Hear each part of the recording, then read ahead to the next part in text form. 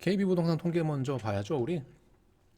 과연 통계는 어떻게 변했을까요? 예, 물론 뭐 결과는 똑같습니다. 안 좋대요. 전국 아파트 매매 하락이 지속되고 있고 경기도도 하락하고 수도권도 하락하고 침체 상태가 유지되고 있다. 굉장히 안 좋은 상황의 연속인 거죠. 예.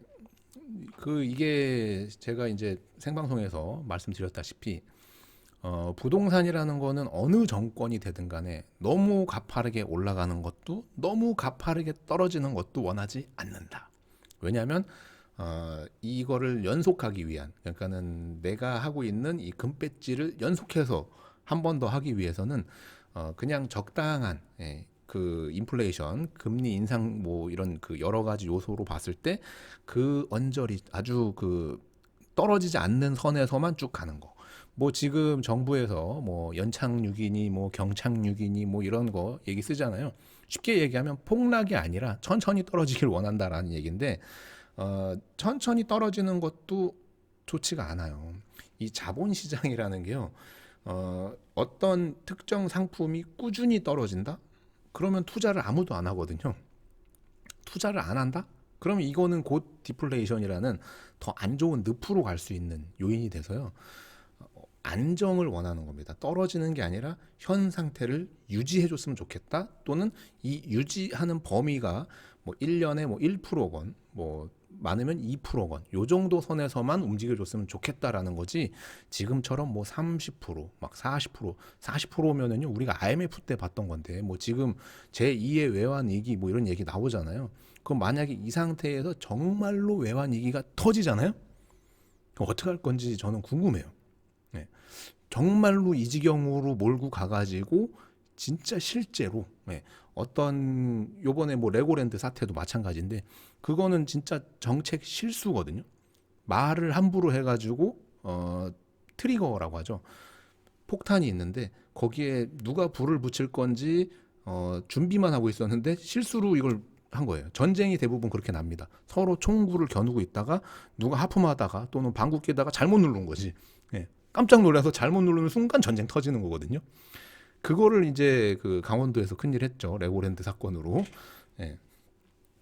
근데 어쨌든 저쨌든 어, 이 정권이건 뭐 전 정권이건 다음 정권이건 간에 원하는 건 똑같아요. 부동산 가격은 떨어지지 않고 유지하거나 또는 일정 부분 조금 올라주길 바란다.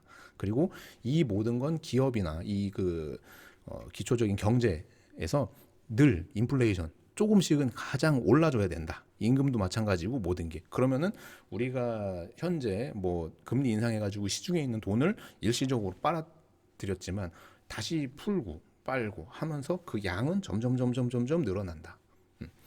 아무리 뭐 금리가 올라가고요. 뭐 20%대건 뭐 10%대건 뭐 그게 얼마건 간에요. 일시적으로 시장에서 수요를 잠재우고 나면은 다시 또 풀게 될 거거든요. 항상 이게 반복됐으니까. 근데 일반적인 분들은 그런 게 이제 숙지가 안 돼 있다 보니까 공포에 매도하고 흥분의 집을 사고 이런 게 반복되는 거죠. 냉정함을 유지하면 되는데 그게 잘 안 되죠.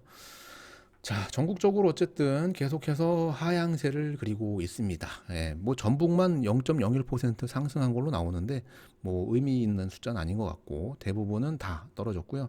대전이 0.47%로 가장 많이 떨어지고 인천이 그 다음으로 많이 떨어졌습니다. 뭐 대전도 그렇고 인천도 그렇고 안 좋은 지역이 아닌데 많이 떨어졌다. 그 지역만의 무슨 이유가 있겠죠? 공급이 과했다거나 또는 뭐 거품이 좀 많이 있었다거나 뭐 이런 것 여러 가지 등등등. 매매 가격도 봤을 때 평택, 오산, 안성, 화성 제가 이제 다루고 있는 이 주제에서는 화성만 전년말 대비 하락률 상위 마이너스 6.19%가 하락했다라고 나와요. 나머지 평택, 오산, 안성, 화성은 없거든요. 없습니다. 예, 그 말인즉슨 뭐 크게 떨어진 것도 아니고 오른 것도 아니고 그냥 분위기 휩쓸려 가고 있다라고 보시면 되겠죠. 여기 이제 매매 경기 인천, 경기도는 전주 대비 마이너스 0.25%, 인천도 마이너스 0.44% 하락했대요. 그 중에 보면 오산이 마이너스 0.39%, 꽤 큰 폭으로 떨어진 거고요. 화성도 마이너스 0.35%. 화성시 같은 경우에는 2022년도 1월 1일부터 내리 떨어지고 있습니다. 단 하루도 반등하지 않고 내리 떨어지고 있습니다. 대부분의 지역이 하락했고요. 당연히 여기 평택도 하락했습니다. 마이너스 0.05% 하락했고요. 안성 같은 경우에는 마이너스 0.02% 하락했습니다. 전국적으로 서울, 뭐 6개 광역시, 수도권, 세종 할 거 없이 요 색깔만 봐도 화면에 이제 숫자는 잘 안 보이실 수 있는데 색깔만 보더라도 전부 다 파란색으로 불이 바뀌고 있어요. 여기 안성 같은 경우에는 5월 2일까지만 해도 상승 이렇게 약간 주황색 불이 들어왔었죠. 강원도도 그렇고 전북도 그렇고. 예, 근데 이게 더 위로 하게 되면 좀 더 있는데 평택도 있는데 지금은 뭐 전부 다 파란색 불이 들어오고 있고요. 그 색깔의 이제 깊이, 진한 거 이런 게 이제 점점 짙어지고 있다. 정부에서 이거를 연간으로 따지게 되면 꽤 큰 폭으로 1년 동안 떨어지는 거잖아요. 화성 같은 경우에 지금 5월 2일부터 이때까지 떨어진 것만 해도 몇 프로겠습니까? 전년 말 대비 아까 보셨잖아요. 6% 이상. 같은 아파트가 6% 이상 떨어졌다? 이거는 뭐 수치상인 거지. 평균적인 수치. 이 특정 단지들에서 보면은 몇 억씩 떨어진 게 되는 거죠. 좋지 않다. 평택은 지금 8월 22일부터 떨어지기 시작했어요. 굉장히 선방을 한 겁니다. 다른 지역들에 비해서. 뭐 안성 어디 따질 거 없이요. 다른 지역에 비해서 평택은 굉장히 선방을 한 거예요. 그 중에 이제 다시 이제 떨어지고 있는데 그 떨어지는 폭도 굉장히 뭐랄까요? 보합 정도로 떨어지고 있는 겁니다. 지금 여러분들이 이제 시장에서 느꼈던 거는 갑자기 막 집이 안 팔리고 급락하고 하더니 최근 들어서는 저는 이제 네이버 부동산을 자주 보니까 멈췄어요. 그 이상으로 그 이하로 잘 안 나옵니다. 어느 정도 선에서 멈춰 있거든요. 지금 쭉 멈춰 있습니다. 대부분 제가 말씀드렸다시피 어느 특정 선이 되면 파는 걸 포기할 거다. 그리고 매물이 걷어들일 거다. 왜냐하면 파는 걸 포기하면 시장에 나와 있는 매물이 줄거든요. 시장의 매물이 줄고 거기에서 급매, 초급매 이런 것만 남게 되는 거예요. 그게 이제 거래를 점으로 찍히면서 이제 하락 곡선을 그릴 텐데 그것도 어느 선에서는 멈출 겁니다. 그리고 나서 이제 경매나 이런 데 이제 물건들이 나오면서 거기에서 또 한가 가격이 정해지고 경매에서 이제 낙찰가율이라고 하죠. 어느 정도 선에서 낙찰되는지 그 단지들이 그리고 그런 거를 보면서 거래가 일시적으로 살아나는 현상이 있습니다. 예, 그러니까는 하락할 때 요렇게 떨어지는 거를 정부에서 원하는데 이게 아니고 떨어질 때는 이렇게 떨어지거든요. 이렇게 올라갈 때도 이렇게 올라가고요. 요게 한 1년 뭐 2년 정도 보합을 그렸다가 올라갈 때는 쭉 올라갑니다. 떨어질 때는 쭉 떨어지고요. 그리고 요 언저리 선에서 멈춰요. 예, 요 폭이 얼마냐? 네, 요 폭이 얼마냐? 이게 뭐 좀 거품이 많이 낀 지역들, 뭐 이런 데들 그런 데는 깊을 거고, 그죠? 떨어지는 그 골이 깊겠죠. 근데 평택은 제가 말씀드렸다시피 요 데이터 상에도 나오다시피 거품이 껴 있었다라면은 뭐 화성이나 다른 지역이 뭐 거품 껴 있었는지는 봐야겠지만 그 지역들만큼 떨어졌을 거예요. 예를 들면 뭐 고덕이나 뭐 지제나 뭐 어디 뭐 이런 아파트들 대표적인 아파트들 가격이 엄청나게 떨어졌을 거거든요. 예. 2018년도 19년도 가격까지 떨어질 수도 있었다 막 이런 얘기가 나왔었는데 지금은 안 그렇다는 거지. 야, 그 값이면 안 팔지. 그 값이면 그냥 살지 뭐. 예, 이렇게 되고 그리고 지금 뭐 건설사에서 이런저런 뭐 PF 대출이니 뭐니 미리 얘기 드렸잖아요. 지금 대출이 안 나온다. 토지 관련된 거 뭐 이런 거 저런 거. 그 대출이 안 나오는데 건설을 어떻게 공급을 늘릴 거냐. 그러면 이게 억눌리는 거거든요. 우리 그래프에서 봤잖아요. 이렇게 가가지고 갔다가 이렇게 올라간다고. 이게 지금 여기 그 물이 우르르 쏟아져 가지고 여기 고여요. 여기 이렇게 물이 고여 있다가 한꺼번에 이게 막 고여 있다가 나갈 길이 없다가 나갈 길이 생기면 솟구쳐 오르는 거예요. 대부분의 부동산 시장이 이렇게 출렁출렁 하는데 대부분 떨어질 때 이 물이 고입니다. 왜냐하면 우리가 알고 있는 이 화폐, 돈의 양이라는 거는 처음에는 여기에서 시작을 했겠죠. 1원짜리, 10원짜리, 100원짜리 가다가 나중에 점점 그게 지금 5만 원권, 나중에 뭐 10만 원권 나올 수도 있고, 물론 그 종이 화폐가 아닌 디지털 화폐 이런 걸로 나오겠지만 이러면서 점점 돈의 그 총량이 늘어날 수밖에 없는 구조잖아요. 우리 경제 구조라는 게. 그래서 지금 일시적으로 여기다가 이제 금리를 올려가지고 뭐 늘어나는 속도를 줄이고 금리를 풀면은 늘어나고 계속 요게 반복되는 거거든요. 그 와중에 지금 우리가 이제 축소되는 경제 안에 있다 보니까 많은 전문가분들이 올 초까지만 해도 연말까지 오를 거다. 예, 그렇게 했다가 지금은 아니다, 떨어질 거다. 내년 더 떨어질 거다. 이렇게 얘기하고 있는 이유가 흐름이에요. 그리고 다른 것도 마찬가지죠. 뭐 TV, 냉장고, 뭐 자동차 뭐 할 것 없이 다 마찬가지인데 결국은 심리가 굉장히 중요한데 지금 심리 장치가 안 좋아요. 왜냐하면 뒤에 또 말씀드리겠지만 뭐 말씀드렸잖아요. 대출을 풀어주든 뭐라든 계속해서 규제 완화책을 시장에 아무리 쏟아부어도 지금 움직일 수 있는 시장이 아니거든요. 1년에 그 많은 비용 그 이자를 내가면서 돈을 빌려가지고 하려면 그거보다 더 큰 수익이 나야 되는데 우리는 계산기 다 두드려 보잖아요. 이거 수익이 안 날 것 같은데. 네. 경매로 했는데 10% 싸게 샀어. 근데 은행 금리가 10%야. 이 싸게 산 겁니까? 네. 똑같은 금액에 산 거지. 네. 그래서 그러면 더 싸야든가 수익률이 더 좋든가 이런 걸 하다 보니까 매매가가 떨어지고 뭐하고 뭐 이렇게 움직이는 거란 말이에요.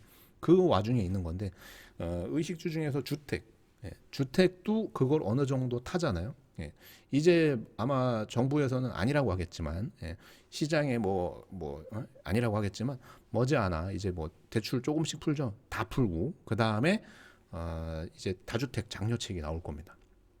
근데 이 다주택 장려책이라는 것은 결국 임대사업자나 뭐 이런 거를 다시 살려내려고 할 건데 지금 그러니까는 아마도 올해는 틀렸고 내년도 연말이나 뭐 이렇게 돼서 그 선거가 있잖아요. 국회의원 선거.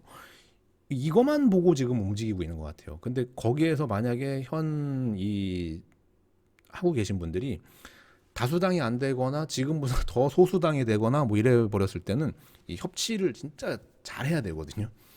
아, 정말 답답한 상황이긴 한데 이게 예상은 했던 거고 어차피 이쪽 땅이 되면은 한 1, 2년은 암흑기다 혼돈의 시간이다라고 예상을 했던 거기 때문에 지금 그렇게 가고 있는 겁니다. 굉장히 답답하고 뭐 이런 시간 그러니까 뭐 일반 서민이나 뭐 이런 거는 안중에 없어요 원래. 그냥 오로지 금배지 연장 이건데 그걸 하기 위해서는 우리한테 뭔가 뭐 이렇게 제시하기 위한 게 지금 하기에는 이 카드가 지금 써도 되는데 선거 전에 해가지고 뭔가 이렇게 하려고 하는 그런 거죠. 속내는 뻔한데 안타깝다. 지금 그럴 때가 아닌데 지금 굉장히 전 세계적으로 급박하게 돌아가고 있는데 굉장히 안타깝다라는 얘기인 거죠. 어쨌든 전국적으로 주택 가격 특히 아파트 쪽은 하락이고 그나마 평택은 떨어지는 게 어느 정도 선에서 정체됐다. 이건 전세 가격인데요. 전세 가격도 이제 매매가가 떨어지면서 같이 떨어지고 월세화가 이제 급격히 진행되는데 역시나 은행 금리 때문입니다. 전세 대출을 받아서 그 집에 전세 들어가는 게 결코 유리한 게 없다 보니 그냥 월세 들어가는 거고요. 또는 기존 전세 계약을 연장하는데 예전에는 금액을 높여서 연장했다면 지금은 집주인이 금액을 토해주면서 더 살아달라고 하소연하고 있죠. 네. 평택도 이제 그게 머지 않았거든요. 왜? 지금 전세 살고 계셨던 분들은 이제 그 저가 주택들을 어느 정도는 다 매수를 하신 것 같고, 그 저가 주택 또는 아파트 청약 쪽으로 대기를 하고 있는 것 같거든요. 집을 안 사고. 근데 청약이 머지않아 건설사나 뭐 이런 데서 못 버티면은 이게 미분양도 미분양이지만은 이 시장 분위기라는 게 분양은 5억에 했는데 시장에 나와 있는 매물들이 5억이 안 하면 그 미분양밖에 아예 답이 없거든요. 어쨌든 전세 가격도 매매가 따라서 같이 떨어지고 있는 겁니다. 근데 평택은 그나마도 전세가는 매매가 대비 워낙 좀 벌어져 있어가지고 특정 단지들은 올랐어요. 전세 가격 전체적으로 봤을 때 안성 6.75%가 전년 말 대비로 올랐습니다. 안성 같은 경우에는 올랐거든요. 전세가가 올랐다는 얘기는 거기에 살아야 되는 수요는 있는데 집은 안 산다는 얘기예요. 왜냐면은 그 돈이면 다른 데, 차라리 이 돈이면 다른 데 가서 이 선택지. 그러니까는 우리는 평택에서 뭐 고덕, 뭐 지제, 뭐 소사벌, 안중 뭐 이렇게 비교군을 놓고 보잖아요. 그리고 나서 평택보다 더 위쪽 뭐 화성, 수원 뭐 그 위에 계속 성남 뭐 심지어는 서울까지 뭐 다 보면서 이거를 하는데 그 중에 안성이 후순위라는 거죠. 굉장히 우선으로 밀리다 보니까 전세는 살되 집은 딴 데다 살고 싶은 뭐 이런 욕구가 있으신 것 같아요. 근데 어쨌든 전년말 대비 상승은 꽤 했다. 안성이. 왜냐면은 아파트 분양하면서 신규 주택 가격이 올라가면서 구축 가격도 같이 올라가고 거기에 그 갭 투자 수요가 같이 들어가면서 전세가는 올라갔는데 사실상 이게 좀 이런 위기가 닥쳤을 때 굉장히 좀 힘들 수 있다. 거래량 자체가 더 줄어드니까.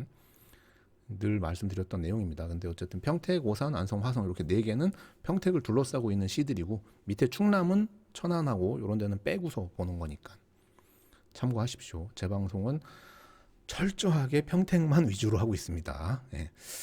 물론 뭐 나중에 더 큰 범위를 넓힐 수는 있겠지만 전세 역시나 뭐 평택, 오산, 안성, 화성 언급은 없어요. 예. 수치상으로 봤을 때 전국적으로 다 떨어지고요. 평택도 마이너스 0.23%, 꽤 크게 떨어졌고요. 안성은 전세가 상승이 멈췄어요. 이미 뭐랄까요, 전세 사실 분들은 다 살고 계신 것 같습니다. 신규로 들어가거나 뭐 이사를 하거나 이런 일이 많이 없는 것 같습니다. 어쨌든 평택도 지금 전세가는 떨어지고 있다. 예. 왜냐하면 매매가가 뭐 몇 억씩 떨어진 데가 있습니다. 평택도 고덕, 지제 이런 데도 보면 물론 호가 대비지만 호가 대비지만 금액이 떨어진 게 있어가지고 전세가도 어느 정도 맞춰가지고 떨어졌습니다만 실제로 시장에 나가가지고 보면은 뭐 전세는 그래도 구하시는 분들이 있죠. 왜냐하면 분양받아서 가려고 하시는 분들. 근데 말씀드렸다시피 내가 아파트 청약이나 분양을 노린다면 월세를 살아야 되는 거예요. 전세가 그 집에 묶이는 순간 인생이 꼬일 수 있다고 늘 말씀드렸죠. 보증보험 가입 뭐 그거 피해 가시는 분들도 있는데 가입했다고 안심하시면 안 됩니다. 항상 등기부 월 한번 열어봐가지고 주인이 바뀌었는지 안 바뀌었는지도 봐야 되고 골치 아플 바에야 그냥 월세 사는 거거든요. 근데 이런 시국에 금리 상승 시국에 은행에 넣어놓고 월세 받는 게 낫잖아요. 1년에 1억을 은행에 넣어놓으면 잘만 찾으면 5% 이상의 이자를 주거든요. 그럼 이자 받아가지고 월세 이렇게 쪼개서 내는 것까지 계산을 해보셔야 돼요. 예를 들면 2억짜리 내가 전세를 살아요. 물론 현금으로 사시는 분들도 있겠지만, 그거 다 이제 계산해보고 역으로 은행에다 예금 넣어놓고 그 예금 이자 받아가지고 월세 내고 이런 것도 있으니까. 근데 대출 받으면 대출 이율과 월세 나가는 돈과 이걸 계산해봐야 되는 거고. 어쨌든 뭐 평택도 지금 떨어지고 있고 오산 좀 크게 떨어지고 있고 화성은 뭐 계속 떨어지고 있고요. 안성은 지금 보합입니다. 나머지 지역들도 현재는 다 마이너스고요. 영상 도움되셨다면 좋아요만 한번 부탁드리겠습니다.